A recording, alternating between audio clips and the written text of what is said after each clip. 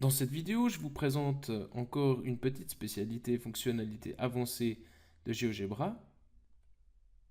Et le but dans cette vidéo va être de trouver une fonction qui approxime ce nuage de points, donc qui passe plus ou moins par tous ces points. Vous voyez qu'ils ne sont pas parfaitement alignés. Donc c'est une droite, c'est donc une fonction affine. On va essayer de trouver la bonne fonction affine qui passe par ces points.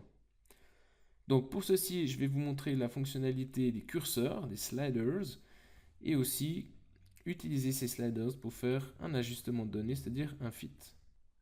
Alors, essayons d'imaginer une fonction affine qui peut approximer ces points. Probablement quelque chose comme 10x moins 10. Essayons. C'est pas vraiment ça. Alors, il faudrait probablement augmenter encore la pente. Pour augmenter la pente, donc on peut aller dans la fonction ici et essayer avec autre chose que 10. Donc par exemple, on pourrait mettre 20. C'est déjà mieux. Mais voyez que c'est pas encore tout à fait ça. Probablement elle descend pas assez bas ici, donc il faudrait mettre moins 30 peut-être. C'est mieux, mais elle monte pas assez raide. Bon, vous voyez que c'est un peu pénible. Pour régler ça, on peut se dire qu'au lieu de mettre des nombres fixes, on va mettre des sliders.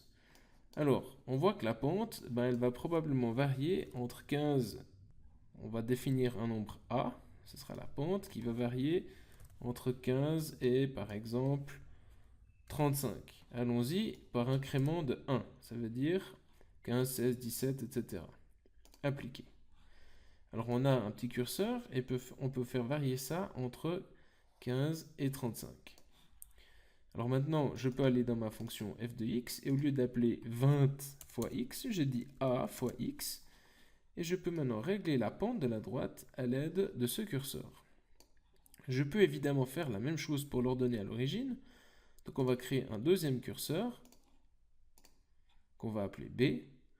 Celui-là, il va varier entre, par exemple, moins 15, moins 40 et moins 20. Peut-être il faudrait plutôt descendre jusqu'à moins 50. Et on va mettre des incréments, allons-y, des incréments de 0,5 appliqués. Ça veut dire que maintenant, je peux bouger comme ça ce nombre par pas de 1,5. Donc maintenant, il suffit d'utiliser dans la fonction f de x, d'utiliser le b ici. Donc il faudrait faire plus b. OK.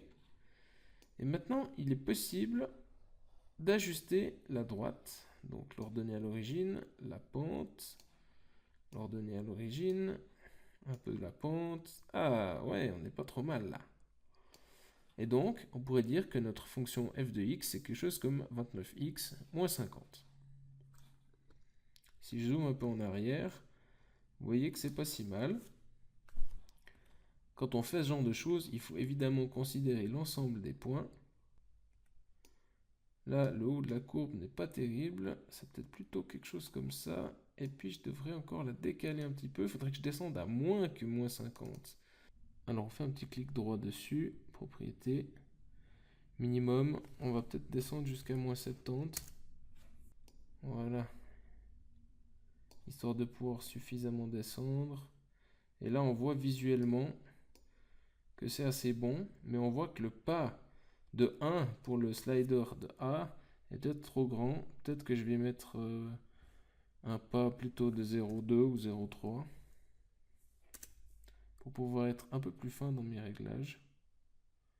Et là, on a la fonction qui passe par tous ces points. Donc, vous voyez qu'il y en a certains qui sont au-dessus, d'autres en dessous. Il faudrait en gros que ça se compense. Donc là, je devrais encore monter un peu comme ça, probablement. Voilà, les ordinateurs sont en principe capables de faire des choses comme ceci automatiquement, mais je vous le montre manuellement afin de bien comprendre le processus. Donc finalement, on peut déduire de ceci que la droite qui est représentée par ces différents points que l'on a là, c'est la fonction f de x qui est égale, alors la pente est donnée ici, 31,5x plus, ou plutôt moins, 56,5. Donc c'est intéressant, à partir d'une série de mesures, d'une série de points, on a trouvé la droite qui approxime le mieux cette série de données, par exemple, qui pourrait être une mesure en physique.